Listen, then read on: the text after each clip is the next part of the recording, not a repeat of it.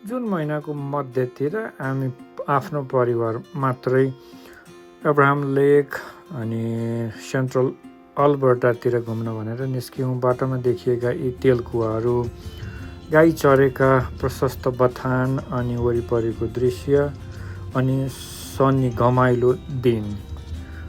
आकाशमा बादलका टाटाहरू उस्तै सुन्दर देखिन्थे।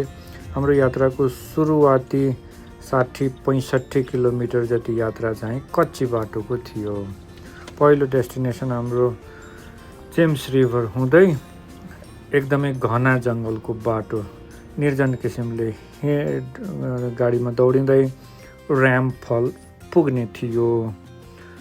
वरिपरि बाटोको दायाँ बायाँ देखिएका यस किसिमका जनावरहरू, घोडा, कतै गाई चरेको दृश्य अनि पर देखिएका बादलका टाटा आकाशमा, बाक्लो जङ्गल अनि अलि पर देखिने हिउँका थुम्काहरू जुन चम्किराखेका देखिन्थे डाँडाहरूमा। ओहो, मन लोभ्याउन योभन्दा अरू के चाहियो र? हेरेको हेरै बनायो हामीलाई त।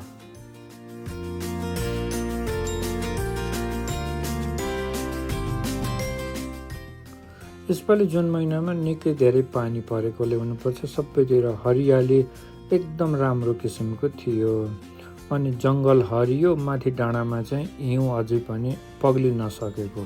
त्यो चम्किलो हिउँमा घामको प्रकाश परेपछि त्यसै उज्यालो त देखिने नै भयो। त्यसमाथि घमाइलो दिन, साह्रै गजब। अब हामी आइपुग्यौँ राम फल्सको छेउमा। बच्चाहरूले पहिलोपल्ट यो हाते कल देख्दाखेरि दङ्ग परे। मम्मीले पानी खिचिदिएर उनीहरूले थाप्दाखेरि बेग्लै अनुभूति भयो। रामफलको छेउछाउ पिकनिक टेबलहरू, हरियो चौरी, रमाइलो ठाउँ रहेछ यो। हामीले दिउँसोको लन्च यसै आसपास गऱ्यौँ। अब भने देखिएको यो ऱ्याम फल्सबाट निस्किएको खोलो। ऱ्याम फल्स तलैसम्म पुग्न चाहिँ सुरक्षाका दृष्टिले अहिले रोकिएको रहेछ, किनकि पहिरो गएर यसका भर्याङ खुड्किलाहरू अलि भाँसिएका, कमजोर भएको जस्तो देखियो, त्यसैले रोकिएको रहेछ। यो देखिएको ऱ्याम फल्स साह्रै सुन्दर। वरिपरिको जङ्गल उस्तै परको हिमाल कुरा गरी साध्यको छैन। पानीको छङछङ, ऱ्याम फल्सको छाँगो, ओहो, मन लोभ्याउन योभन्दा अरू केही नचाहिने। छेउमा हामीले देख्यौँ माउन्टेन गोट्स पनि पहर छाँगोको ओर्तिरपट्टि, साह्रै सुन्दर, मनै लोभ्याउने। यहाँबाट हामी बिस्तारै निस्क्यौँ, हिँडेर लन्च खायौँ। हलिउडतिर आएर वरिपरिको दृश्य मन नअगाउने किसिमले हेरिरहँ जस्तो त छँदै थियो। त्यसपछि हामी लाग्यौँ बाटा। बाक्लो जङ्गल भएको कारणले वर्षेनी यहाँतिर आगो लाग्ने गर्दछ। सायद त्यसैको कारण हुनुपर्छ यी रुखहरू जलेको देखिन्छ। भने हामी ऱ्यामफल हेरिसकेर नोर्डेक निस्किएका छौँ। यो नोर्डेकको म्युजियम भएको पार्क। यहाँ फुलेका यो पहेँलो फुल अनि वरिपरिको दृश्य मन लोभ्याउनका लागि अर्थ केही नचाहिने किसिमको हो। अझ खुलेको घमाइलो दिन हामीलाई बोनसमा मिलेको। बच्चाहरूले पार्कमा पिङ खेलेर रमायो भनेदेखि वरिपरिको दृश्य हेरेर हामी औधी खुसी भयौँ। अब भने हामी बाटो लागेर पुगेका छौँ टाउनटन टेस्ट्रल ब्रिज। यो काठे पुल अनि त्यहाँबाट देखिएको वरिपरिको दृश्य असाध्यै सुन्दर। घना बाक्लो हरियो जङ्गल, त्यो जङ्गलको बिचमा साह्रै अग्लो पुल, यसको नाम टाउनटन टेस्ट्रल ब्रिज। अनि त्यो पुल भएर मान्छेहरू कोड मोटर बाइक, 4 पाङ्ग्रे बाइक लिएर मडमा जङ्गलमा सैर गर्दा रहेछन् पुरै परिवारका साथ। त्यो बडा सुन्दर दृश्य थियो। ससाना बच्चाहरूलाई पनि लिएर आइँदो रहेछ यहाँ।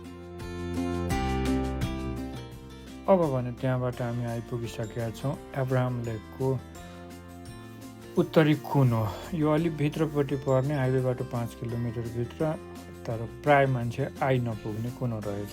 तर यहाँबाट देखिएको दृश्य भने असाध्यै सुन्दर। प्रकृतिले यस्ता दृश्य पनि कहीँ बनाइदिएको हुँदो रहेछ। यो हाम्रो सौभाग्य भने जस्तो मैले फिल गरेँ यहाँ पुगेर, किनकि यति सुन्दर दृश्य एक ठाउँबाट हेर्न यो सितिमिति मिल्ने चिज होइन जस्तो मैले माने यहाँ पुगेर देख्दाखेरि। निलो एकदमै केसरी मिसाए जस्तो पानी अब्राहम लेकको, सायद विभिन्न खाले मिनरल्सहरू भएको कारणले। अनि पछाडिपट्टि डाँडा खुलेका, आकाश हरियो जङ्गल, डाँडामा हिउँ अलिअलि टल्किराखेको वरिपरिको दृश्य जति हेरे पनि मन नअगाउने, बसेर दिनैभरि हेरिरहँ जस्तो लाग्ने। हामीले केही बेर यहाँतिर बसेर फोटो खिचायौँ, वरिपरिको दृश्य हेऱ्यौँ, अनि हामी बाटा लागेर एब्राहम लेकको अर्को कुनोतर्फ आइपुग्यौँ। यो भने हाइवे 11 निस्केर ताल उही, लोकेसन फरक। अघि उत्तरी कुनोबाट देखिएको थियो भने अहिले दक्षिणपट्टिबाट। अर्को बेगबाट हेर्दाखेरिको दृश्य, पानीको रङ त उस्तै छ, तर वरिपरिका डाँडाहरू अलिक भिन्न देखिने। पारिबाट अलि जङ्गल बढी देखिन्थ्यो भने यताबाट डाँडाहरू अलि बढी, तर दृश्य भने असाध्यै सुन्दर, जति हेरे पनि मन नअगाउने। अलि परतिर गएर किनारमा हामीले लन्च पनि खायौँ, अनि लन्चबाट खाइसकेपछि अलि तलतिर बालुवातिर पनि हिँडेर वरिपरिको दृश्य साह्रै मस्तले हेऱ्यौँ। दृश्य साह्रै सुन्दर, जति हेरे पनि मन नअगाउने खालको। वरिपरिको दृश्य हेर्नुहोस् त, ओहो साह्रै गजबको छ। डाँडा, हरियो पानी, अनि डाँडामा अलिअलि देखिएको हिउँ।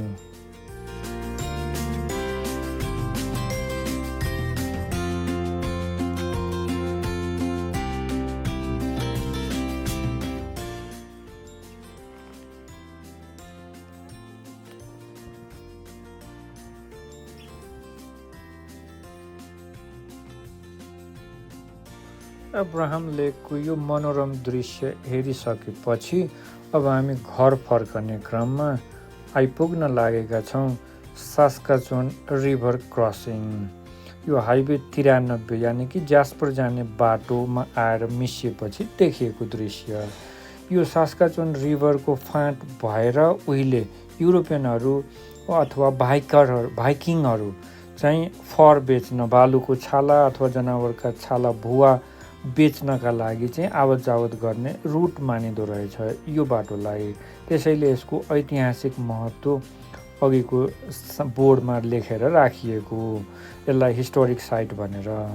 अझ बाटो लागेर फर्किने क्रममा हामीलाई देख्न पाइयो यो माउन्टेन गोट्सहरूको झुन्ड।